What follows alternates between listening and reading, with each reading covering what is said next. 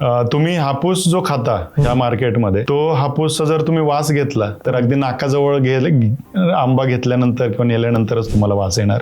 तो तुमचा कर्नाटक हापूस. तुमच्या घरी तुम्ही एखादा हापूस नेला, तो तुम्ही तुमच्या घराच्या खोलीच्या कोपऱ्यात ठेवलात, तुम्हाला खोलीभर वास येणार, तो तुमचा रत्नागिरीचा हापूस. आणि तुमच्या अख्ख्या घरभर आणि अगदी आजूबाजूच्यांना वास पसरणार, तो तुमचा देवगड हापूस. एवढा चांगला आहे, एवढा फरक पडतो.